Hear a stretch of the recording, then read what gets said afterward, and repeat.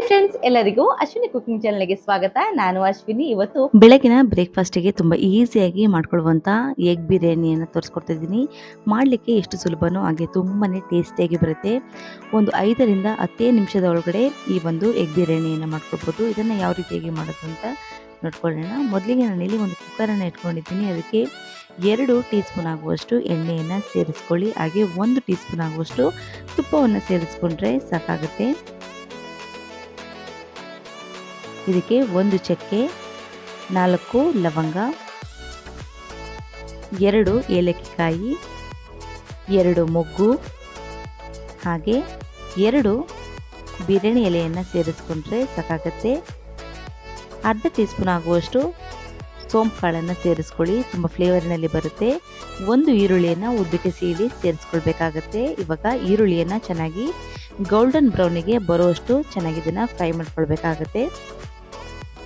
ನೋಡಿ, ಇಷ್ಟು ಪ್ರಮಾಣದಲ್ಲಿ ಗೋಲ್ಡನ್ ಬ್ರೌನ್ ಆಗಿ ಬಂದರೆ ಈರುಳ್ಳಿ ಸಾಕಾಗುತ್ತೆ. ಇದಕ್ಕಿವಾಗ ನಾನಿಲ್ಲಿ 2 ಟೊಮೊಟೊವನ್ನು ಸಣ್ಣದಾಗಿ ಹೆಚ್ಚಿ ಸೇರಿಸ್ಕೊಳ್ತಾ ಇದ್ದೀನಿ.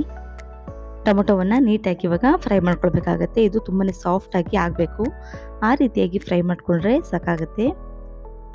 ನೋಡಿ, ಇಷ್ಟು ಪ್ರಮಾಣದಲ್ಲಿ ಟೊಮೊಟೊ ಸಾಫ್ಟ್ ಆದರೆ ಸಾಕಾಗುತ್ತೆ. ಇವಾಗ ಇನ್ನೊಮ್ಮೆ ಇದನ್ನು ನೀಟಾಗಿ ಮಿಕ್ಸ್ ಮಾಡ್ಕೊಳ್ಬೇಕಾಗತ್ತೆ. ಇದಕ್ಕೆ 1 ಟೀ ಸ್ಪೂನ್ ಆಗುವಷ್ಟು ರೆಡ್ ಚಿಲ್ಲಿ ಪೌಡರನ್ನು ಸೇರಿಸ್ಕೊಳ್ಳಿ, 1 ಟೀ ಸ್ಪೂನ್ ಆಗುವಷ್ಟು ಧನಿಯಾ ಪುಡಿಯನ್ನು ಸೇರಿಸ್ಕೊಳ್ಳಿ, ಅರ್ಧ ಟೀ ಸ್ಪೂನ್ ಆಗುವಷ್ಟು ಜೀರಿಗೆ ಪುಡಿಯನ್ನು ಸೇರಿಸ್ಕೊಳ್ಳಿ, ಗರಂ ಮಸಾಲವನ್ನು ಅರ್ಧ ಟೀ ಸ್ಪೂನ್ ಆಗುವಷ್ಟು ಸೇರಿಸ್ಕೊಂಡ್ರೆ ಸಾಕಾಗುತ್ತೆ. ಸ್ವಲ್ಪ ಪುದೀನ ಎಲೆಗಳು ಹಾಗೆ ಸ್ವಲ್ಪ ಕೊತ್ತಂಬರಿ ಎಲೆಗಳನ್ನು ಸೇರಿಸ್ಕೊಂಡ್ರೆ ಸಾಕಾಗುತ್ತೆ. ಇದಕ್ಕಿಲ್ಲಿ 3 ಹಸಿಮೆಣಸಿನಕಾಯಿಯನ್ನು ಉದ್ದಕ್ಕೆ ಸೀಳಿ ಸೇರಿಸ್ಕೊಳ್ತಾ ಇದ್ದೀನಿ. 1/4 ಟೀ ಸ್ಪೂನ್ ಆಗುವಷ್ಟು ಅರಿಶಿಣದ ಪುಡಿಯನ್ನು ಸೇರಿಸ್ಕೊಳ್ಳಿ. ಕಲರಿಗಾಗಿ ಅಷ್ಟೇ ಅರಿಶಿಣದ ಪುಡಿಯನ್ನು ಹಾಕ್ತಾ ಇರುವಂಥದ್ದು.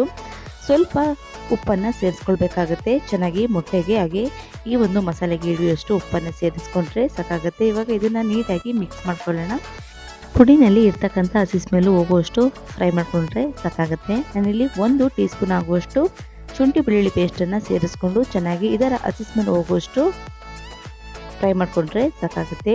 ನಾನಿಲ್ಲಿ ಅರ್ಧ ಕಪ್ಪಿನಷ್ಟು ಮೊಸರನ್ನು ತಗೊಂಡಿದ್ದೀನಿ. ಅಂದರೆ ಒಂದು 50 ml ನಷ್ಟು ಮೊಸರನ್ನು ಸೇರಿಸ್ಕೊಂಡ್ರೆ ಸಾಕಾಗುತ್ತೆ. ನಾವಿಲ್ಲಿ ಕಾಯಿಯನ್ನು ಬಳಕೆಯನ್ನು ಮಾಡ್ತಾಯಿಲ್ಲ, ಹಾಗಾಗಿ ಮೊಸರನ್ನು ಸೇರಿಸ್ಕೊಳ್ತಾ ಇದ್ದೀನಿ. ನಿಮಗೆ ಮೊಸರನ್ನು ಸೇರಿಸ್ಕೊಳ್ಳಿಕ್ಕೆ ಇಷ್ಟ ಇಲ್ಲ ಅನ್ನೋದಾದರೆ ಕಾಯಿಯ ಹಾಲನ್ನು ಸೇರಿಸ್ಕೊಳ್ಳಿ, ಕರೆಕ್ಟಾಗಿ ಬರುತ್ತೆ, ಹಾಗೆ ತುಂಬ ರುಚಿಯಾಗಿ ಕೂಡ ಇರುತ್ತೆ. ಇದಕ್ಕೆ ನಾನಿಲ್ಲಿ ಬೇಯಿಸಿರ್ತಕ್ಕಂಥ 4 ಮೊಟ್ಟೆಯನ್ನು ಸೇರಿಸ್ಕೊಳ್ತಾ ಇದ್ದೀನಿ.